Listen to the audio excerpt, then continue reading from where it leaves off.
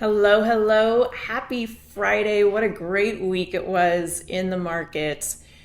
We got some good news from the Fed and we've just been drifting higher. We continue to go up. This market just does not want to go down. But what I want to tell you about right now specifically is a trade that I put on in SPX at the very end of the day. How end of the day? I'm talking last 5 minutes, and I got the receipts to prove it. I'm going to pull this right over here. You can see that I entered this trade at 3:55 and 47 seconds. Now that's Eastern time, so 4 minutes and 13 seconds before the bell. It was a 0 DTE trade. I let it cash settle. It was a $100 risk, and I locked in $400 in profits. How did I do it? With, one of my favorite indicators, the Quant Pivots. So I'm going to show you right here. This is the 5-minute chart, and we have been melting up all day long. And in the last 15 or I suppose last 10 minutes, we got a good push up here. But what is this line right here? That's the daily Quant Pivot. Okay? Price likes to stay inside there. It usually stays within the Quant Pivots. It really likes to close. So what we often see is that price will push beyond the Quant Pivot and then flush down, often in the last few minutes of the day. So when I saw this move higher, I knew that opened up the door. It opened up the possibility that price would flush down.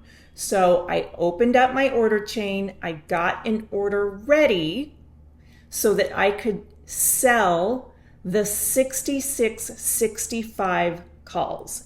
And now look, price going beyond this level, that's not enough of a reason alone to enter a trade, to sell calls in this case, or if we were going the other way, sell puts. But it's enough for me to get the trade ready.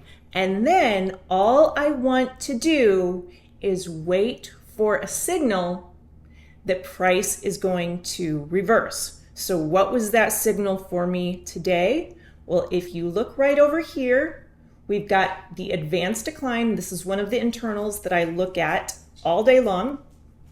This is on a 5-minute chart. So as soon as that last 5 minutes of the day opened up, we got this little sell-off right here in advanced decline. So that was my signal that, okay, price was probably going to drop. So I entered the trade. I sold the call credit spread 66.65 against 65.70. I sold it for $4, which means that my risk was only $100 to make $400.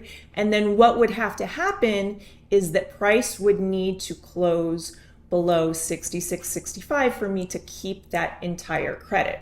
Now, really, it only had to close below 66.69 for me to break even. But below 65, that means I get to keep the entire credit. And look at this. Where did price close? Right at 66.64. Now, I didn't alert this in our small lot room because with only 4 minutes to go, that's really difficult to do. Chances are people wouldn't be able to get in for the same price that I did. And I don't want anybody mad at me. I also don't want anybody chasing, right? But I do want you to know how to do this on your own and what to look for. So what are you looking for? You're looking for price to move outside of a quant pivot. That means above a high level or below a low level. And then I want you to wait for that signal of a reversal. This could be in something like advanced decline or ticks or both, or it could be a spike or a drop in VIX. Any one of those quick signals that you can get that shows you that price is about to reverse, that is your signal to enter the trade. So get it teed up first, and then once you get that signal to go, you press enter on that order button. All right, I hope everybody has a great weekend.